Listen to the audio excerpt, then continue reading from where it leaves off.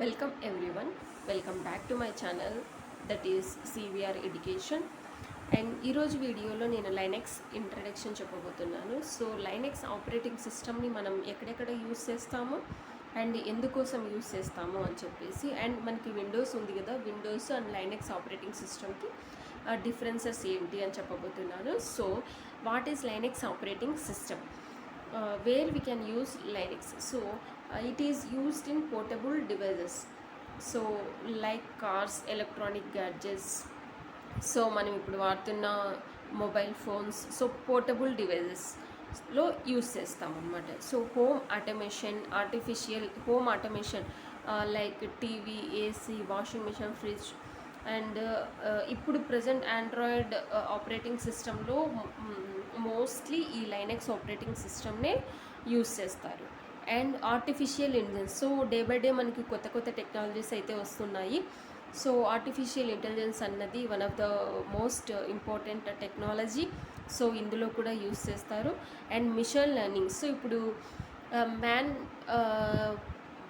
Man పవర్తోనే కాకుండా so machine learning, so ఇప్పుడు machine కూడా కొన్ని ఆపరేషన్స్ అయితే చేయగలదు. సో మిషన్కి ఇన్పుట్ ఇవ్వగానే జస్ట్ లైక్ అది ఆపరేట్ అయ్యి అవుట్పుట్ అనేది వచ్చేస్తుంది అనమాట. సో అందులో కూడా యూస్ చేస్తాం. And developing new software and tools, so new సాఫ్ట్వేర్ని డెవలప్ చేయడానికి అండ్ టూల్స్ని డెవలప్ చేయడానికి మనము ఈ లైనెక్స్ ఆపరేటింగ్ సిస్టమ్ని అయితే యూస్ చేస్తాం. బేసికలీ లైనెక్స్ దాన్ని ఆపరేటింగ్ సిస్టమ్ అని అన్నారు, సో కెర్నల్ అని అంటారు. సో లైనెక్స్ ఆపరేటింగ్ సిస్టమ్, ఎందుకు ఈ లైనెక్స్ ఆపరేటింగ్ సిస్టమ్ని మనం యూస్ చేయాలి? Because it is an open source. So మనము ఎలాంటి కాస్ట్ పెట్టి మనం లైనెక్స్ ఆపరేటింగ్ సిస్టమ్ని అయితే పర్చేస్ చేసేది లేదు. So it is an open source. మనం జస్ట్ డౌన్లోడ్ చేసుకోవడము, ఆపరేషన్స్ అన్నవి చేసుకోవచ్చు. So most of the softwares are freely available. So ఇప్పుడు విండోస్కి లైనెక్స్కి మనం డిఫరెన్సెస్ చూసినట్లయితే, విండోస్లో అయితే సపరేట్గా మనము సాఫ్ట్వేర్స్, టూల్స్ అన్నీ ఇన్స్టాల్ చేసుకోవాల్సి ఉంటుంది. Then we can perform the operations. In Linux operating system మనకు inbuilt softwares and tools and ఫ్రీగా మనకి అవైలబిలిటీలో ఉంటాయి. And more secure and multi user and also cost effective. Kernel source code is available for edit.